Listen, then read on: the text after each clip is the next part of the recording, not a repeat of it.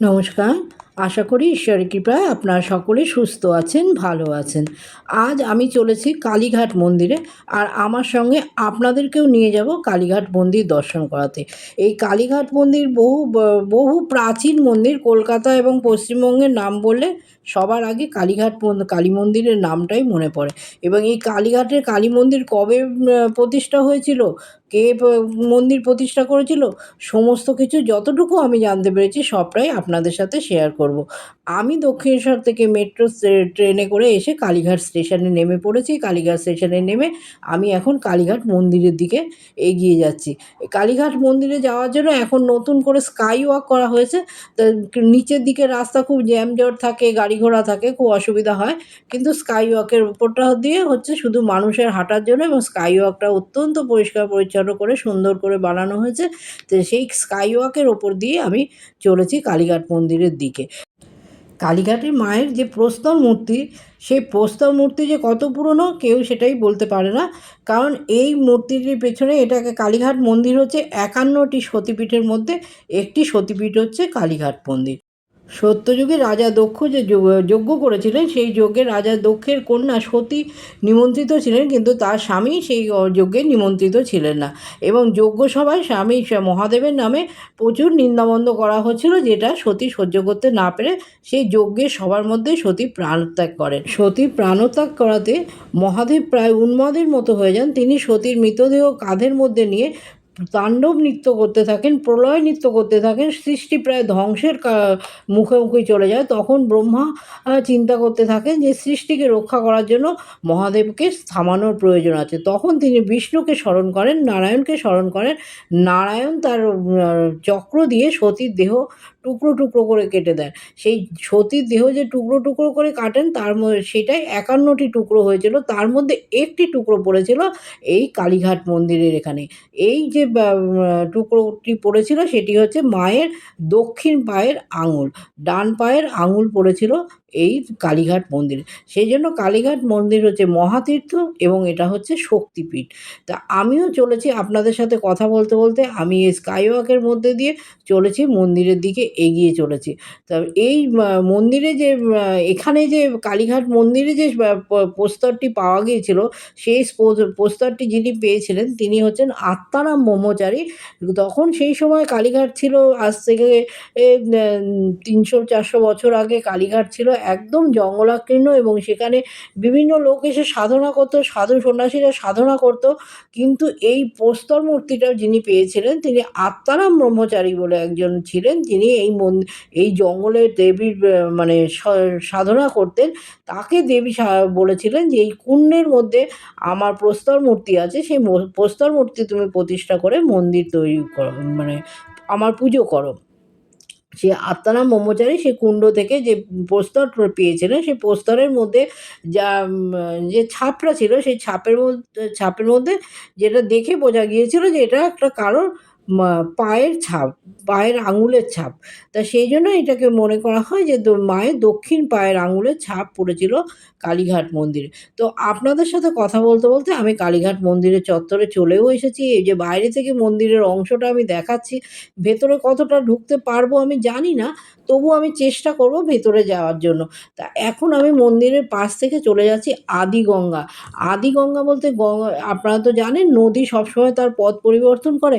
যখন পশ্চিমবঙ্গে আগে গঙ্গার প্রবাহ ছিল, যে প্রথম প্রবাহটা ছিল এই কালীঘাট মন্দিরের একদম পাশ থেকে। এখন সে গঙ্গার প্রবাহ অন্যদিকে চলে গেছে, কিন্তু এখনও আদিগঙ্গার যে ইয়েটা প্রবাহটা, সেই প্রবাহটা এখানে রয়েছে।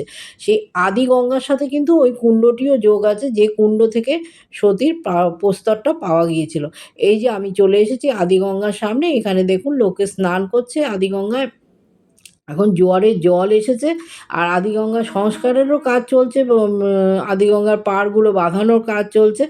আজকে যে আদিগঙ্গাটা আপনারা দেখছেন এত ছোট, সেই সময় কিন্তু আদিগঙ্গার প্রবাহ অনেক বেশি ছিল এবং এই আদিগঙ্গা দিয়ে জাহাজ যাতায়াত করতো এবং এখান থেকেই ব্যবসা বাণিজ্য চলতো।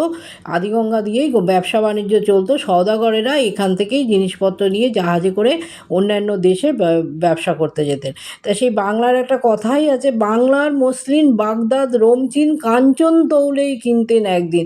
সেই সময় তো দুই বাংলা একই সঙ্গে ছিল, বাংলাদেশ এবং পশ্চিম বাংলা একই সঙ্গে ছিল ভারতবর্ষের মধ্যেই। তা সেই সময় বাংলাদেশে যে শাড়ি তৈরি হতো মসলিন শাড়ি, সেই মসলিন শাড়ি সোনার মতো দাম দিয়ে বিদেশের রোম চীন এইসব দেশের লোকেরা কিনতো। এই আদিগঙ্গার মধ্যে দিয়ে জাহাজ যেত এবং এইসব ব্যবসা বাণিজ্য চলতো। আপনাদের আদিগঙ্গা দর্শন করিয়ে এবার মন্দির চত্বরে আবার ফিরে এসেছি। প্রত্যেকটি তীর্থস্থানে যেরকম মন্দিরের সমস্ত পুজোর জিনিসপত্র পাওয়া যায়, মায়ের পুজোর সমস্ত রকম জিনিসপত্র পাওয়া যায়, এখানেও সেই রকমই সমস্ত জিনিসপত্র দোকানে দোকানে বিক্রি হচ্ছে। তা এই মন্দিরের পাশ দিয়ে আমি যাচ্ছি, এবার মন্দিরে আমি প্রবেশ করব। তো মন্দিরে প্রবেশ করার আগে এই দোকানটির সামনে এলাম, তো দোকানদার বলল, আপনি এই লেবুর মালাটির ফটো তুলুন, এই লেবুর মালা মাকে পরানো হয়, আপনি ভালো করে এই লেবুর মালাটার ফটো তুলুন। তা সেই জন্য এই লেবুর মালার ফটোটা আমি তুললাম, আপনাদেরকেও দর্শন করালাম। এবার আমি যখন বললাম যে আমি মায়ের মন্দিরে যাব এবং ফটো তুলব, বলল আপনি তুলতে পারবেন, শুধু মায়ের মূর্তির ফটো তুলতে পারবেন না, আশেপাশের অঞ্চলের ফটো আপনি তুলতে পারবেন, আপনি যেতে পারবেন ভেতরে মোবাইল নিয়ে। তো এ এক জায়গায় জুতো রেখে এক ভদ্রলোকের সাথে আমি যোগাযোগ করলাম। তিনি বললেন যে, "আমি আপনাকে ঘুরিয়ে, ঘুরিয়ে মন্দিরের সমস্ত অংশটা দেখিয়ে দিচ্ছি, আপনার কোনো অসুবিধা নেই।" তো সেই ভদ্রলোকের সাথে আমি মন্দিরটা দর্শন করলাম। আর আমি মায়ের পুজো দিয়েছিলাম কিন্তু অন্য আরেকদিন এসে, সেটা হচ্ছে একদম ভোরবেলায় ৫ টার সময় এসে মায়ের পুজো দিয়েছিলাম। আর এই যে গেটটা, এটা হচ্ছে ২ নম্বর গেট। আমি এই ২ নম্বর গেট দিয়ে মায়ের মন্দিরে প্রবেশ করব এবং আপনাদেরকে মায়ের মন্দিরটা যতটা সম্ভব দর্শন করাবার চেষ্টা করব। আমি ২ নম্বর গেট দিয়ে মায়ের মন্দিরে ঢুকে গিয়েছি, মায়ের মন্দিরে প্রবেশ করে গিয়েছি। এই যে মায়ের মন্দিরে, একদম মায়ের মন্দিরের ওপর দিকে উঠে এসেছি, একদম সিঁড়ি দিয়ে মায়ের মন্দিরের সামনেই চলে এসেছি মাতৃ দর্শন করব বলে। কিন্তু মায়ের তো মূর্তি দেখানো যাবে না। দেখুন মায়ের মূর্তির সামনে প্রচণ্ড ভিড়। খুব ধাক্কাধাক্কি করে আমি দর্শন করেছি। কিন্তু দর্শনটা ভীষণ ভালো হয়েছে এবং মায়ের এই যে মূর্তির ছবিটা আমি ইউটিউব বলছি, গুগল থেকে নিয়ে আপনাদেরকে দেখালাম। মাকে প্রণাম করে মায়ের মন্দির থেকে বেরিয়ে এসেছি। এই বেরিয়ে আসার পরে দেখুন মায়ের মন্দিরে একদম এই সময়টাতে মায়ের যে ভোগ সমস্ত ভক্তদের মধ্যে বিতরণ করা হয়। সমস্ত ভক্তরা মায়ের ভোগ প্রসাদ নিচ্ছে এবং তারা খাচ্ছে। আমাকেও প্রসাদ দেওয়ার কথা বলা হয়েছিল। কিন্তু আমি সামান্য একটুখানি প্রসাদ নিয়ে খেয়েছি। কারণ আমার নানান রকম শারীরিক সমস্যা রয়েছে। সেইজন্য আমি পুরো প্রসাদটা, আর অবেলাও বটে, সেইজন্য পুরো প্রসাদটা খাইনি। কালীঘাট মন্দির হচ্ছে তন্ত্র সাধনা স্থল। এখানে প্রতিদিন প্রচুর পাঠা বলি হয়। সারা বছর এখানে প্রচুর পাঠা বলি হয়, প্রত্যেক দিনই পাঠা বলি হয়। আর বছরে ২ দিন মোষ বলি হয়। একটা হচ্ছে দুর্গাপুজোর সন্ধি পুজোর দিন হয় মোষ বলি, আরেকটি মোষ বলি হয় কালী পুজোর দিন। এই ২ দিন বছরে মোষ বলি হয়। আর তাছাড়া সারা বছর ধরে পাঠা বলি হতে থাকে এবং ভক্তরা সমস্ত পাঠা মানত করে তারা পাঠা বলি দেয়। তো এই মন্দিরের একটা মাহাত্ম্য আছে যে এই পাঠা ১ম যে পাঠাটি বলি হবে সেইটাই হচ্ছে মায়ের পুজোয় লাগবে। সেইটা যতক্ষণ না বলি হচ্ছে ততক্ষণ মায়ের ভোগ হবে না। তো এইখানে দেখুন এই যে এই পাঠা বলির জন্য এই পাঠাগুলোকে সব তৈরি করা হচ্ছে বলি দেওয়ার জন্য। পুরোহিত মশাইয়ের থেকে এই বিষয়টা জানতে পারলাম।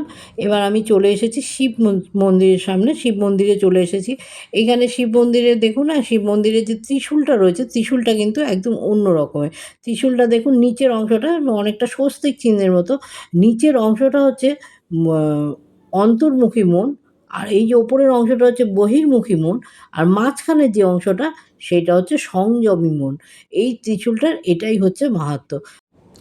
তো এই শিবলিঙ্গকে প্রণাম করে এবার আমি মন্দিরের অন্য অংশের দিকে এগিয়ে যাচ্ছি। এই যে ঘরটা, এই ঘরটা হচ্ছে মায়ের যজ্ঞ ঘর। এখানে ব্রহ্মা পুজো হয় এবং মায়ের যে হবন হয়, যজ্ঞ হয়, সেটা এই ঘরে হয়। তো সেই ঘরটাও আপনাদেরকে দেখিয়ে দিলাম। দেখিয়ে দিয়ে এবার আমি আস্তে, আস্তে মন্দিরের অন্যান্য অংশগুলোর দিকে এগিয়ে যাচ্ছি। আর এই মন্দিরের চারপাশটা আপনাদেরকে ঘুরে, ঘুরে দেখাচ্ছি। মন্দিরের ভেতরে দেখুন দুটো এইটা হচ্ছে হর্তুকি গাছ। এই যে দুটো হর্তকি গাছ।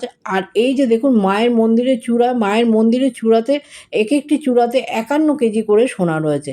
প্রথম কালীঘাট মন্দির তৈরি করেন সাবর্ণ রায়চৌধুরী বংশে, বরিশার সাবর্ণ রায়চৌধুরী বংশে শিবনাথ রায়চৌধুরী প্রথম কালীঘাটের মন্দিরটা তৈরি করেন। তারপরে তার পুত্র রামলাল এবং তার ভ্রাতুষ্পুত্র লক্ষ্মীকান্তর হাতে এই মন্দির তৈরি হয়েছিল এবং পোড়ামাটির কাজের মন্দির তৈরি হয়েছিল। পরবর্তীকালে এইটা ১৮০৯ খ্রিস্টাব্দে বরিশার সাবর্ণ চৌধুরীরা কালীঘাট মন্দিরটাকে সংস্কার করেছিল। পরবর্তীকালে ১৯৭১ সালে বিড়লা কোম্পানি থেকে কালীঘাট মন্দির সংস্কার করা হয়েছিল। আর আধুনিক যুগে মানে আজকের দিনে এই ২০২২ সালে ২২ থেকে ২৫ সালের মধ্যে আমাদের বর্তমান রিলায়েন্স কোম্পানি আম্বানিরা কালীঘাট মন্দির সংস্কার করে দিয়েছেন এবং বর্তমান মন্দিরে এখন যে মন্দিরের যে পরিবেশটা দেখছেন এটা আম্বানিদের হাতেই তৈরি করা। কথায় কথায় চলে এসেছি সেই কুণ্ড পুকুরের সামনে। এই কুণ্ড পুকুর মানে এই পুকুরটার মধ্যে থেকে মায়ের প্রস্তর মূর্তিটা পাওয়া গিয়েছিল। আর মায়ের যে গর্ভগৃহের মধ্যে যে মায়ের যে মূর্তি রয়েছে, মায়ের যে মূর্তিটা রয়েছে তার নিচে একটা বাক্স রয়েছে, সেই বাক্সর মধ্যেই প্রস্তর খণ্ডটা রয়েছে আর ওপরে মায়ের মূর্তিটা রয়েছে। আর মায়ের মূর্তিটার আপনাদের আমি একটুখানি বর্ণনা বলে দিচ্ছি। মায়ের মূর্তিটা যে ১০ কেজি স্বর্ণালঙ্কারে মায়ের দেবীর জিভটা যেটা কালী মায়ের জিভটা হচ্ছে ১০ কেজি সোনার দিয়ে তৈরি। এছাড়া রয়েছে মায়ের সোনার হাত রয়েছে, রূপোর হাত রয়েছে, মায়ের খড়গ রয়েছে, রূপোর বড় বড় খড়গ রয়েছে। আর মায়ের যে ঘরের যে দরজা সেই দরজাটার রূপোর রয়েছে।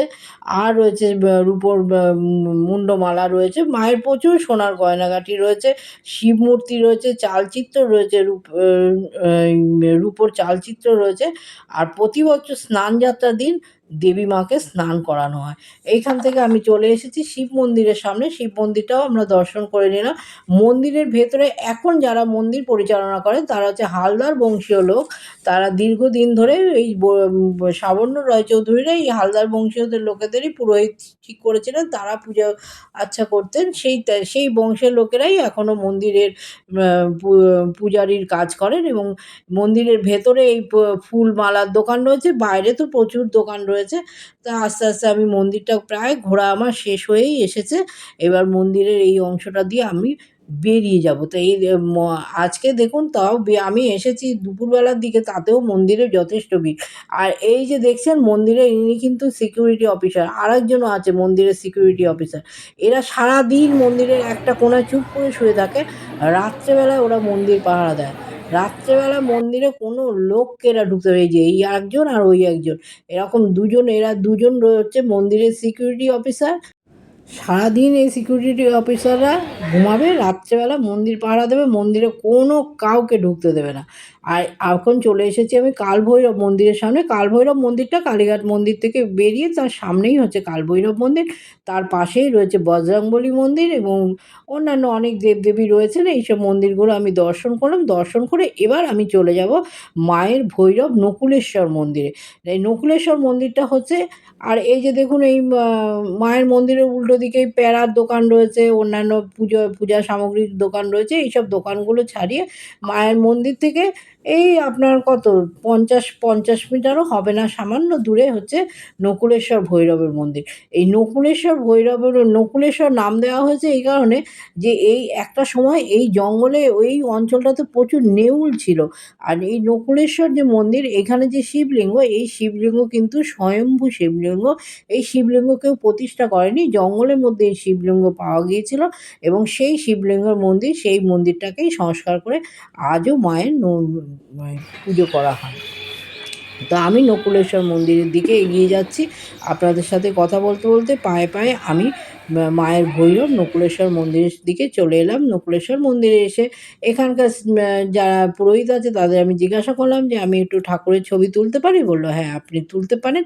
এখানকার মন্দিরের যে শিবলিঙ্গের ছবি আমি তুলেছি সেটা কিন্তু মন্দিরের অরিজিনালি ছবি, সেইটা আপনাদের সঙ্গেই শেয়ার করছি। এবার আমি ঢুকবো মন্দিরের ভেতরে। আর এই যে লাল জামা পরা ভদ্রলোক, ইনি আমাকে ঘুরিয়ে ঘুরিয়ে সমস্তটা দেখিয়ে দিয়েছেন। এই অ্যাকচুয়ালি কালীঘাট মন্দিরে আমরা ছোটোবেলা থেকে বহুবার এসেছি। কিন্তু এখন তো নানান রকম সিকিউরিটির ব্যবস্থা, নানান রকম ক্যামেরা নিয়ে ঢোকা যাবে না, মোবাইল নিয়ে এসব নানান কিছু থাকে। সেইজন্য এই ভদ্রলোককে আমি যোগাযোগ করেছিলাম যে আপনি আমাকে দর্শন করে দেবেন। তো নকুলেশ্বর মন্দিরের উল্টো দিকে জগন্নাথ মন্দির ছিল, সেটাও আপনাদের দেখালাম। এই যে নকুলেশ্বর শিবলিঙ্গ, এই শিবলিঙ্গটা হচ্ছে মায়ের এই যেখানে দেবী মূর্তি আছে তার ভৈরব তো থাকবেই। তাই আমাদের কালীঘাট মন্দিরের ভৈরব হচ্ছেন নকুলেশ্বর। হুম, সেই নকুলেশ্বর ভৈরবকেও আপনারা দর্শন করুন। এখানে রয়েছে প্রাচীনতম গণেশ মূর্তি রয়েছে, নন্দীর মূর্তি রয়েছে। আর এই মন্দিরটাকেও কালীঘাট মন্দিরের সঙ্গে এই মন্দিরটাকেও আম্বানি গ্রুপ থেকে, রিলায়েন্স গ্রুপ থেকে এই মন্দিরটাকেও সংস্কার করে দেওয়া হয়েছে। যে মন্দিরটা আপনাদেরকে আমি ঘুরে, ঘুরে দেখাচ্ছি। এই যে দেখুন, এই গণেশ মূর্তিটা আপনারা দেখলেই বুঝতে পারবেন যে কত প্রাচীন এই গণেশ মূর্তি। এই গণেশ মূর্তি প্রচুর প্রাচীন। এই যে নন্দীর মূর্তিটা দেখলেও বুঝতে পারবেন যে কত প্রাচীন এই মন্দির। কালীঘাট মন্দির যে কত প্রাচীন, কালীঘাটের যে প্রস্তর মূর্তি যে কত প্রাচীন সেটা কেউ বলতে পারবে না। তবে মন্দির ১ম তৈরি করে দিয়েছিলেন বড়িশার আ রায়চৌধুরী পরিবারের, সাবর্ণ রায়চৌধুরী পরিবারের লোকেরা। পরবর্তীকালে বিড়লারা সেই মন্দির সংস্কার করেছেন। এখন বর্তমানে এই মন্দির সংস্কার করে দিয়েছেন রিলায়েন্স গ্রুপ থেকে এই মন্দির সংস্কার করে দিয়েছেন এবং খুব সুন্দর করেই করে দিয়েছেন। তা আমার মন্দির পরিক্রমা এখানেই শেষ হলো। এখন আমি বাড়ি ফিরে যাব। মায়ের কাছে প্রার্থনা করি আপনারা সকলে সুস্থ থাকবেন, ভালো থাকবেন, আনন্দে থাকবেন। আর আমার ভিডিওটা যদি ভালো লাগে একটা লাইক, কমেন্ট, শেয়ার ও সাবস্ক্রাইব করে দেবেন। আর আমি বাড়ি যাওয়ার সময় চলেছি স্কাইওয়াকের নিচে থেকে, স্কাইওয়াকের নিচে রয়েছে কার পার্কিং আর ওখান থেকে রয়েছে লিফট। লিফটে করে আমি ওই স্কাইওয়াকের ওপরে উঠে যাব। ওখান থেকে আমি আবার মেট্রো করে বাড়ি ফিরে যাব। আপনারা সকলে সুস্থ থাকবেন, ভালো থাকবেন, আনন্দে থাকবেন। পরিবারের সবাইকে নিয়ে খুব ভালো থাকবেন। আজকের মতো ভিডিওটা এখানে শেষ করছি। দেখা হবে পরবর্তী আরেকটি ভিডিওতে। নমস্কার।